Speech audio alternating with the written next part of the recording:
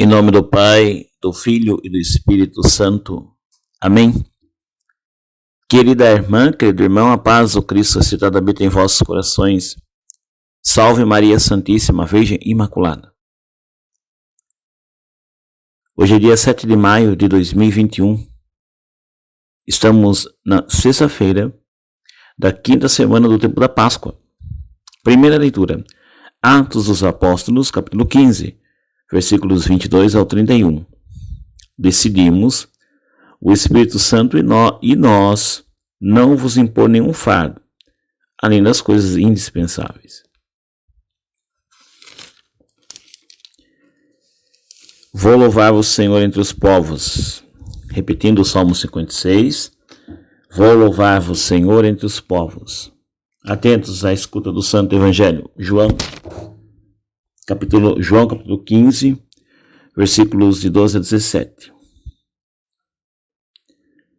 Naquele tempo disse Jesus aos seus discípulos: Este é o meu mandamento, amai-vos uns aos outros assim como eu vos amei. Ninguém tem amor maior do que aquele que dá a sua vida pelos amigos.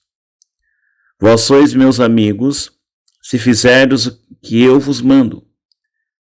Já não vos chamo servos, pois o servo não sabe o que faz o seu senhor. Eu chamo-vos amigos, porque vos dei a conhecer tudo o que ouvi de meu Pai. Não fostes vós que me escolhestes, mas fui eu que vos escolhi e vos designei para irdes e para que produzais fruto e o vosso fruto permaneça. O que então pedirdes ao Pai em meu nome, ele vô-lo concederá. Isto é o que vos ordeno. Amai-vos uns aos outros. Palavra da salvação, glória a vós, Senhor, que as palavras do Santo Evangelho perdoem os nossos pecados, assim seja.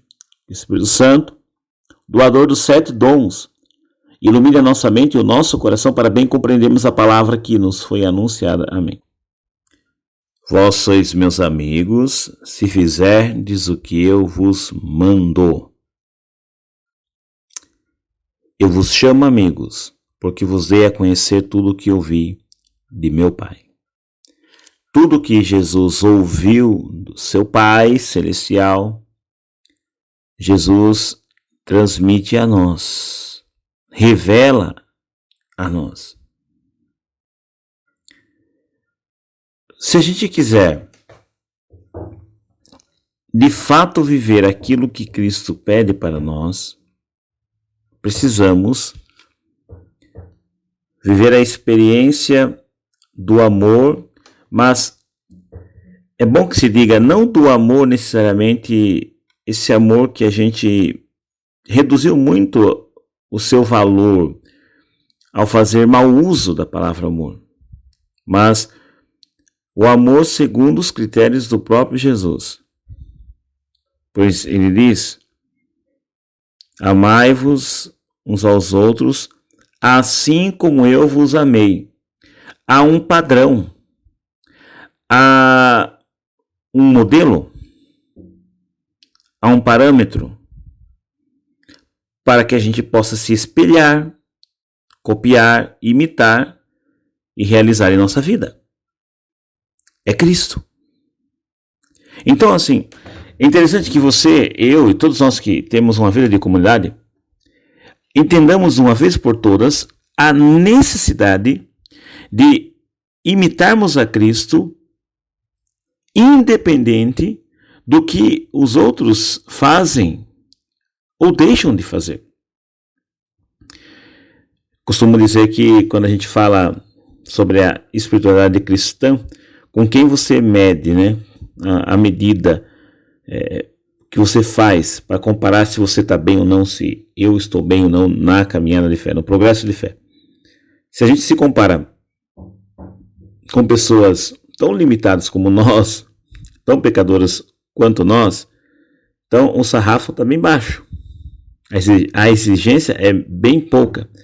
Então se eu disser assim, poxa, mas eu pelo menos rezo, eu não sou igual ao fulano, a ciclano, a beltrana, mas eu estou colocando como parâmetro de comparação irmãos que são tão limitados quanto eu, na luta, na busca.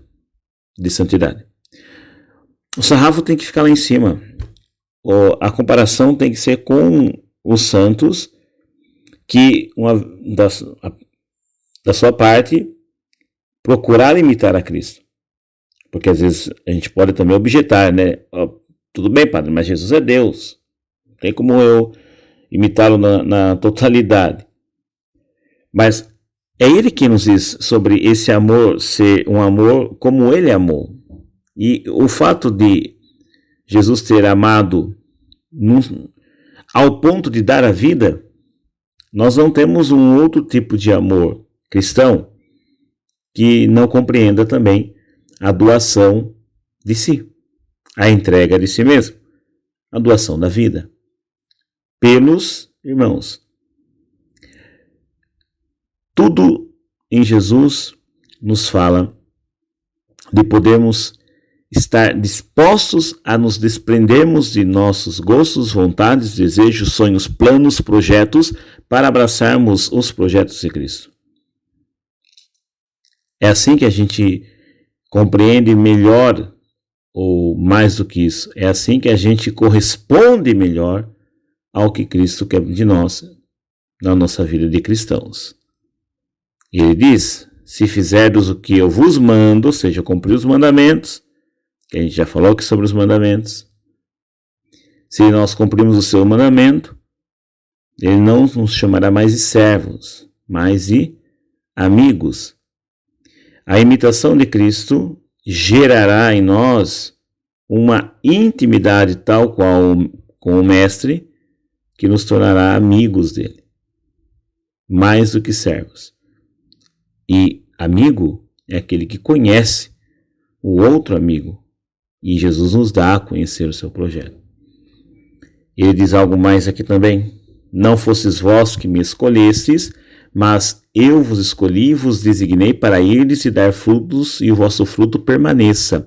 Tem dois verbos aqui que a gente tem que destacar. Escolher e destinar, designar, enviar. Falei, na verdade, vários sinônimos para uma mesma coisa. Escolher e destinar. Jesus nos escolhe, mas não nos escolhe apenas por uma eleição simples, sem um objetivo. Ele nos elege, nos escolhe para uma missão. Então, eu vos escolhi e vos destinei para eles. O que a gente conclui? Que não existe uma eleição sem missão, mas, por outro lado também, não existe uma missão que não tenha sido antes motivada por uma eleição, por uma escolha de Deus. Não se separa. Está junto as duas palavras. Porque na prática estão juntas. Se eu sou eleito apenas para me vangloriar disso, essa eleição se torna para mim um privilégio. Eu me torno destacado em relação aos outros irmãos. Não, a eleição que Cristo faz em nós, assim como o povo escolhido lá no Antigo Testamento, que Deus escolhe o povo de Israel, é escolhido para quê? Para ser luz das nações. Então, Deus me escolhe para fazer de mim também luz das nações. Me escolhe para uma missão. E o contrário é verdadeiro. Não dá para eu dizer que também vou em tal missão e sou destinado para tal coisa se não fui escolhido por Deus para tal missão. Eu não me dou, não me atribuo uma missão a mim mesmo.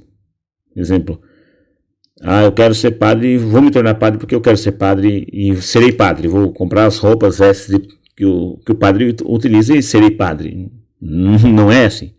Há um chamado, e esse chamado é confirmado pela igreja, que aí sim envia. Entendeu? Então, não há eleição sem missão e a missão ela é precedida de uma eleição. Estejamos na igreja, estejamos atentos à hierarquia, como na primeira leitura de hoje, na conclusão ali do concílio, do primeiro concílio, né, assim chamado, em que uma carta é enviada para que aquela crise seja resolvida, a partir do que decidiu a comunidade sob a ação do Espírito Santo. Então, fiquemos com a igreja, fiquemos com o magistério oficial, que aí nós não erraremos. Obediência nos fará estar sempre do lado correto. O Senhor os abençoe. Nos livre do mal, nos conduz ao eterno, louvado seja o Senhor Jesus Cristo, para sempre seja louvado. Amém.